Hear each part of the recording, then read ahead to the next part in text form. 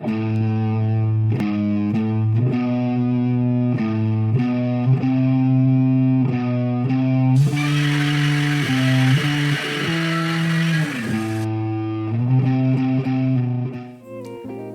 Kaiju fans, so the theme for today is going to be metallic laced figures, and I'm going to share two of them from my collection.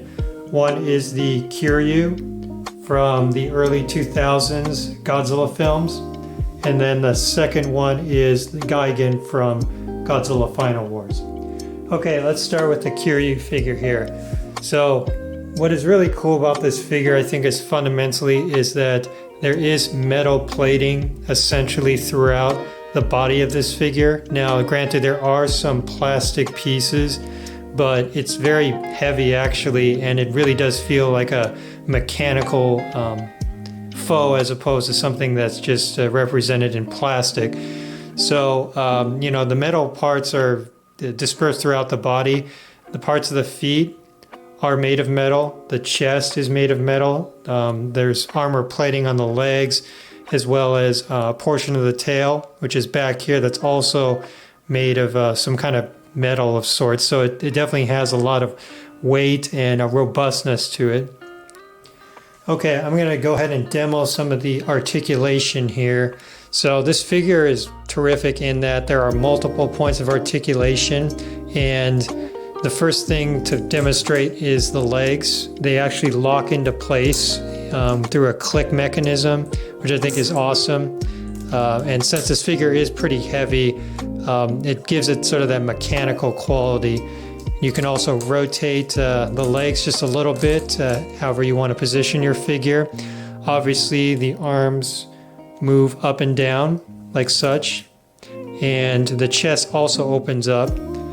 And this is where the secondary weapon is then used on Godzilla, if you can remember that scene. Now, taking a quick look at the side here, the tail is also able to be articulated, and I think a lot of the latest Godzilla Bandai Namco offerings have articulation in places, so you can really play around with your figure and or position it just the way you like.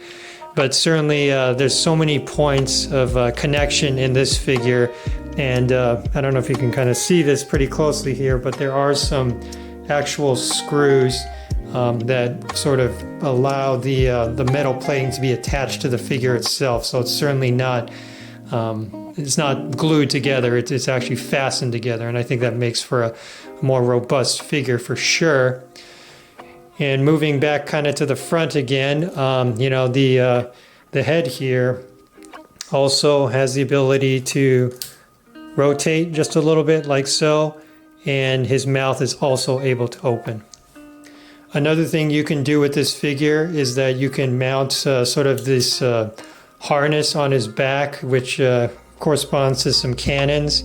It's not particularly well fitting in my estimation. I just kind of have to plant it on top there, but it is kind of a nice accessory to add to your Kiryu. And then also, just to clarify, you can also take these secondary weapons on his arms off. So once you basically pull them all off, he'll be kind of the naked version of Kiryu. Okay, now moving on to the Gigan figure here.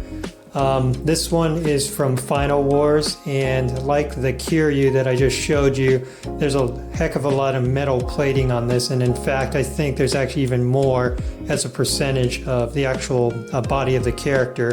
Essentially everything that you're seeing in blue here is made of metal, which I think is awesome.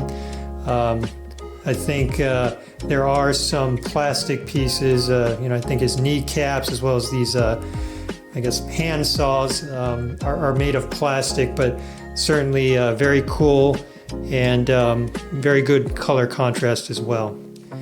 And certainly this figure is also able to be articulated. You can do it in the arms itself, like such. The legs also articulate, kind of left and right and up and down, and with the proper bend in place. So you can certainly put this figure into a lot of action poses, which I think are really cool. And as well, the tail is articulating. And what I also like is there's this kind of metal, well, it's not really metal per se in terms of the figure itself, but it's represented plastic metal plating on kind of the tail, and kind of gives a nice separation and contrast for the figure. And certainly it's a really cool design, and yeah, I do like this figure very much. And like the Kiryu, this metal plating is secured by actual screws. If you look very closely here, there are those screws on the body here, and that really goes to show the quality of the figure itself. All right, yeah, so that was kind of the figure review here. I believe both of them are made by Bandai at some point in the mid, let's say 2000s, maybe close to 2010. If you like this content, please hit the thumbs up button and subscribe to our channel. And please head on over to kaijukingdomcollectibles.com. We have a plethora of other kaiju items, collectibles, and all those kinds of things to satisfy your needs. So until next time, have a good one.